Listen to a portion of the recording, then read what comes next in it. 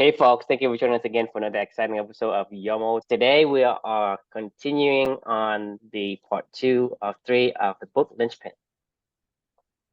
Excited to talk about this one today. So we talked about yesterday, but about the book Linchpin that was given to me by my boss, and I had my whole entire team read it, and they all gave me their interpretations, and the first reflection was all about message received from the universe, right? Meaning we Right on.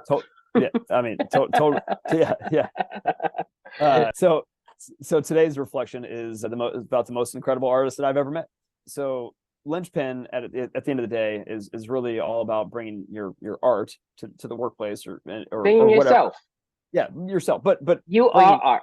yes, you right? are art. Bringing yourself to the workplace, or maybe not even just the workplace, whatever you're producing in this world, but bringing yourself and turning that into something that others can consume and consume in this world, right? So basically turning yourself into art, and then that art producing something that other people can consume. It's beautiful, right? Well, this topic is near and dear to our hearts because this is what we call meaningful work. Like that's what we call bringing your art, and where you marry up what matters most to you in this world with what you do every single day, and that turns into art, or i.e. meaningful work, right? Like, I mean, that's also a synonym, I would say, for how we use meaningful work. Do you agree with that? Right, I do. Okay.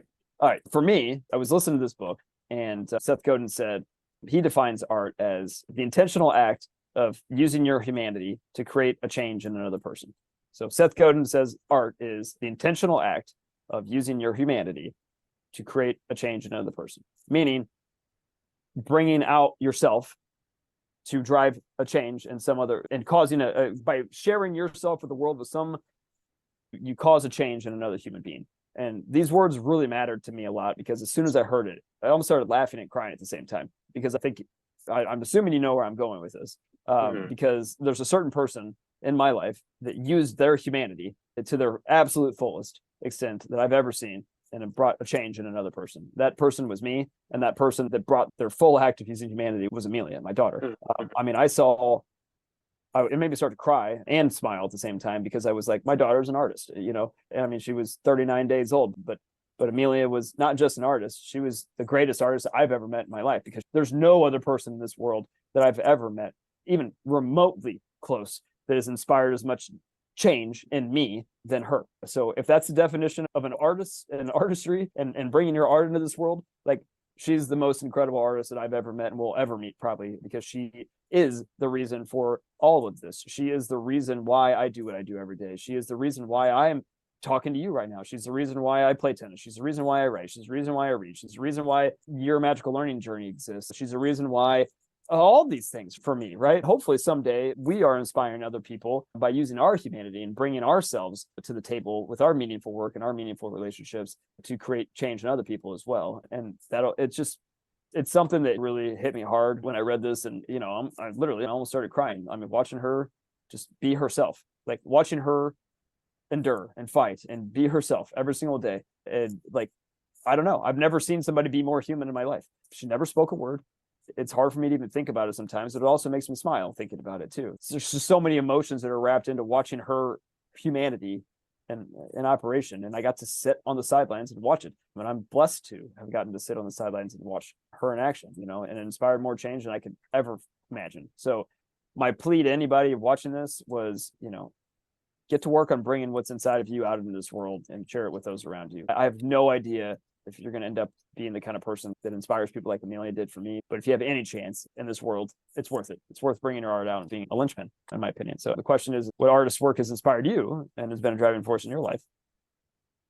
Yeah, I mean, I think that's just it. Because when you have this baby that comes to the world, she comes with the innocence. She comes untainted by whatever humanity comes with all the societies. I guess the pressure of society telling you to do certain things that is not you who you are. The baby, it comes with innocence, and she exudes exactly who she is, who Right. she was, right? And that's is what we are telling people. Say, look, you are an artist.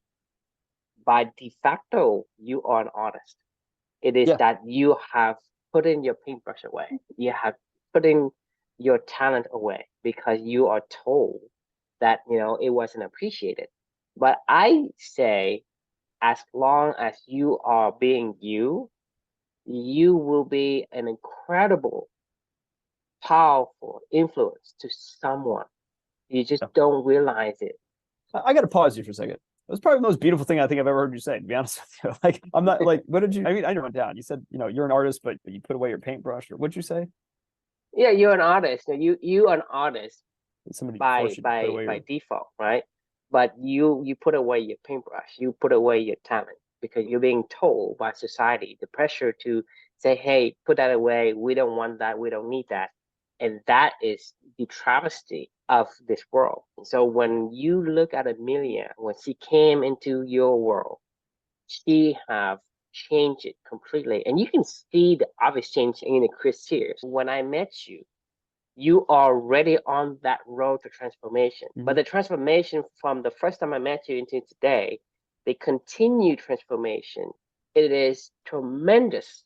It is not a little thing. And I 100% agree with you. He have changed you, yeah, right? She have inspired you so much. Just, just by just, being her, just being herself. right? And, Her and, and full to self. me, that is to me the prime example of what a human being should be, Yep. without all the burdens, without all the reservation of society and what people think of you. Right. That baby says, I'm here and this is what I do, this is who I am, and I will endure, have these core values, and I live them. And that inspires so much to not She doesn't only just to live her them, she is father. them. She is them. Like that there's a difference between living them and being them, Yep, yep. like she just is them. And I Like, agree. yeah. And I I mean, think, for the lack of better words, is all you have to do is being you, right? You don't really need to say, I want to change somebody. right. Being you automatically will It change will change. somebody, Yeah, right? exactly. So you don't need the second part. All you have to do is be you. And when you be you, the artist will come out and you see the art, Right. right? And that in itself will change the people that you connect with. And a lot of times you don't realize the person you change. That's why people say, well, nobody is benefiting from what I do. So I quit. I put up my brush. I put up my tool. I put up my whatever. And so whoever you are, you need to know that there are people out there that need to see your art, that needs to see you for who you are, Yeah, right? I couldn't agree more. You somehow unlearn who you are as you make your way through this world. Yeah, Because so you if Amelia turn could know into from day one, somebody else's mode. right? Like you unlearn, it's like you unlearn who you are, and then you have to go relearn who you are, Mhm. which is even, that's just fucking wild to even think about, honestly. Like my daughter was more human than They're most almost human. anybody that you meet, than most humans. She never spoke a word in this world, and she was more human than any human that I've probably ever come across, for the most part. Honestly, I'm sure there's people out there in this world that are equivalent to Amelia, but But she's I don't one know. of the I've few. never met. Not only that she came out premature, I mean, she's probably one of the youngest to come out Oh yeah. to this world and live and be herself, and just be herself and have this tremendous impact. To me, I would really think that without Amelia, Clubney would not have existed. Oh, 1,000%. Like, I mean, there's not even a possibility in this world, a timeline where that exists. Like, like it's like if okay, so Luca's a good example, right? Like, Luca was also born premature, nowhere near as early as Amelia. Like, I mean, for most people it would have been really early for them, but we understood this world pretty well at that point in time. So when he was born at 28 weeks and 3 days old, like Luca, yes, we endured a lot. I watched Luca endure. I watched Luca be, you know, I don't know. It's hard to describe this, but like, he wasn't the same kind of human. He was just a baby. Like babies aren't necessarily, going through all of human emotions and feeling and Well, right, trials and and tribulations. I agree Like with you because the like thing, you look at the story of Amelia, there are millions outcomes that could have happened. There are yeah, millions ways that she could have lived her life. And it could have turned out completely different because there are a million ways that she could have lived her life that wouldn't have amount to us building company. But the way that No. she did it, because the thing is, not only that she impacted you, but she also impacted me just by reading the book itself. And I Yeah. understood that. And to me, that is something that it's not because the thing is, for a certain thing that she did while she was on Earth, there's certain things that she did. If you have changed some of the things you did, future that we have now would not have been like this, right? Yeah. I would rather not have this feature. But I'm saying is, in a way, there could be similar kid that is born premature, just as she did, and Right. would go through the struggle just similar to her. But the way that she respond to all of these actions, like when she has to be going to surgery and doing all these things to her, and how she did it, that is what is inspiring, not what happens to her. Right. Right? No, Because I agree. I'm saying is you can say, well, let's pretend it's a parallel universe where there is another Amelia where the same condition applies, but she responded differently. Yeah. So Yeah. this is what I'm saying is she exude her being, her Yeah. humanity there. Because you look at them for I mean, one of the things that impressed me the most is throughout the ordeal from the beginning and end, but at the end, even when you exacerbate her, you took her off the machine, she still held on for a long, long time compared to anyone ever would have imagined. To me, this is the fighting spirit, this is enduring spirit. That is what I call inspiration. Yeah. And so, like I say, because of how she responded, this is how we have this two, like, unbelievable hardcore believer in company. Because what she did, you and I will be this evangelist of company until the day we die. And not only that, we're gonna pass on the torch to other people. We are the seventh generation committee. So you see the impact she's made, not only to her father, but to me and the people and your team. You look at right now, you have a team, right? Yeah. And your team is also influenced. So you're looking at the impact. So one person, an innocent baby born prematurely, is able to me, will eventually change the way society works, because I believe company will eventually be this tribe of men who wants to be an artist, right? To be an artist and not to be a little, you know, battery for society to, hey, go sit there, do a bunch of things, you know, be this robotic monkey, even though you're not robotic, right? So I truly believe company will transform the way society will become in the future. And to me, that is from baby, one baby. So for her to have that kind of impact, imagine what you can do. So don't suppress your humanity. Yeah. Let it show. Yeah. That is art. Like I 1,000% agree. I don't know that I could even say anything more to that, honestly. Like, I think the only thing that I would add to this is when you see an artist, like a real artist, you can't unlearn what you saw either. Like, I mean, you can't forget it.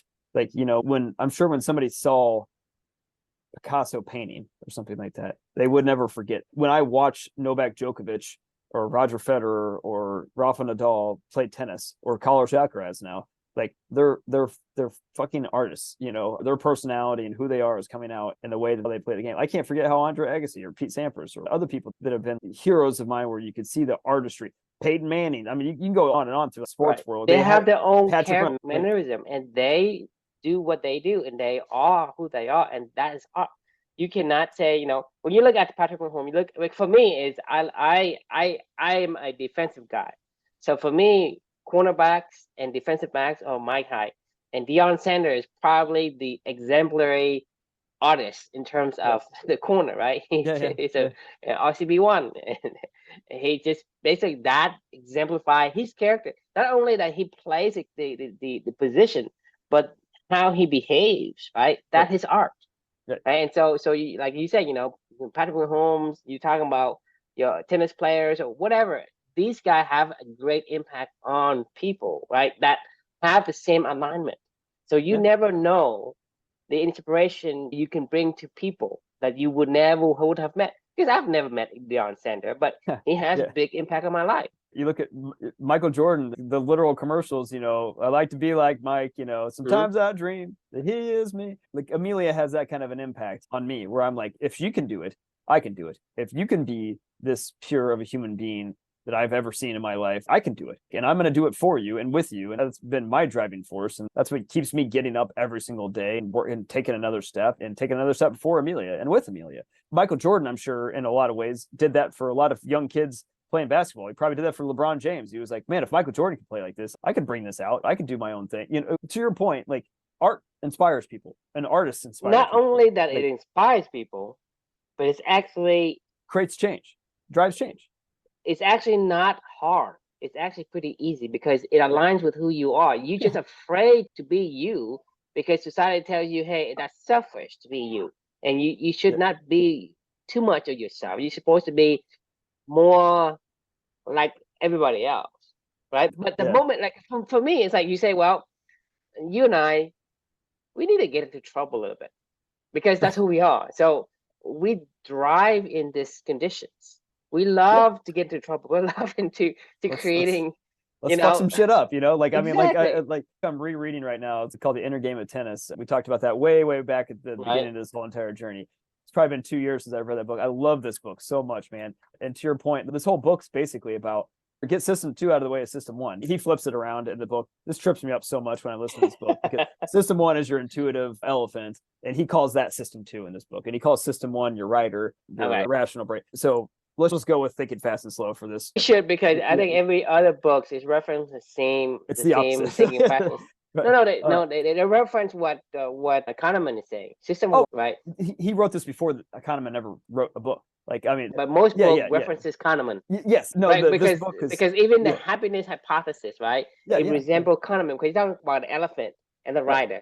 Elephant. Because the thing is, when you look at an elephant, right, he's on the bottom. The rider's on the top. You look at your brain, right? Your automatic system is on the bottom, and your cognitive system is on the top, the rider. Right. So it's pretty cohesive in that pattern, right? And so most people references Kahneman, so that if you read other books that references system, you want to keep it to the point where most of the books are saying the same thing. So it's easy for you to digest the book and not have to flip it every time you say, hey, well, in this book, this system and this, and then it's going to confuse you. No, agreed. So we'll just call it system 1 and system 2. Then, like as Kahneman defines it. One of the things I've been writing down as I've been going back to the book, obviously I had a lot of notes from the first time. This is what I'm hearing this time. It's images are better than words. Trust your body. Either let it happen or let it learn, right? Native tongue of your unconscious, your elephant is images. It's not words. Like your elephant doesn't. It is a human's construct. It is. So like the elephant understands pictures and images and visuals, and then feel again, right? Like like just feel. Like this is I just had the same thing Bruce Lee say. Yeah. Don't think. Yeah. Yes, don't think. Yeah, right. Like be like so, but it's so hard to do that. Like so tonight, I got so frustrated when I was playing a tennis match because I was playing feeling and I was playing with, I've been working really hard this month. My whole entire month of challenge this month is 30 days of tennis, right? Of deliberate practice on new skills and stuff. And I let my elephant be my elephant tonight. I used my training. I did a way better job of just letting my elephant be my elephant and be, feel like the shots and like from a normal match, I feel like I'm always trying to impose my will on the shot, right? Like this entire match, I did a really good job of at least 60% of the time just feeling the shot, and I thought I played pretty damn fucking well, to be honest with you. And not only that, I played pain free. Like one of the reasons probably why I get a lot of pain from playing tennis is because I'm so tense trying to force my fucking will on. Like today I was literally trying to let my arm go limp, and this is it's hilarious because this is going to be one of the reflections that I write in the future. I went and played golf. I played golf never ever anymore, right? I played maybe when I was younger, let's just say 10 times a year or something like that. Like I'd never been like a massive golfer or whatever. I would go golf with buddies and play in like, what do you call them? Scrambles and things like that for like, different groups of people, big groups of people that are getting together to play on a particular day and all playing like a scramble or whatever. So these days I play golf twice a year, and because I don't have enough time, but every time I go play golf is one of those games where you have to be really in tune with your body and feel right, like you muscle memory, images, all these things. If you try to force your will on a golf shot, it's just going to be a disaster. If you try to hit a ball a certain way, it's going to be if you know what you're going to do, if you know what you are going to do, you are not letting the elephant doing its thing. Because the elephant just does it automatically. The moment it comes to him, he'll know how to figure out what to do. So that's the thing is when you're in a fight, let's say, because I'm more of the kung fu fighting kind of. Right. So if you go in a fight and you think I'm going to hit him here, I'm going to hit him there, he's going to hit you because this is what Bruce Lee say. Don't think, right? Because the moment you think, right. Yes, you fuck up. Like I mean, you fuck up because you fuck up. Yeah. Because the moment you say, hey, okay, I'm looking, okay, I'm gonna you chat boxing, whatever. You're gonna get yourself beat to a pulp just because your elephant ain't doing it. And especially in the fight, your adrenaline is like rushing, right? Right. There's no way you can do it. So when you fight, best is to say, don't think, just fight. Just be there, be somewhere else, like but let your body just do what it does, right? Be free, So like you say, what was it? That is something about go back to the native, trust your body, either let it happen or let it learn. That's exactly what in fighting it's very, very true. But you let it happen or let it learn, because it will learn eventually. Your body, and this is why you look at like the Karate Kids or whatever, right? You talk like the Kung Fu Master tell them to do bunch of wax on, bunch of wax out, does bunch of painting. You basically train your muscle memory, and your elephant, it knows it, and whenever you're in a fight, it automatically does it. Right. your hand moves automatically in a way that blocks, punches, kicks, whatever. It does it automatically.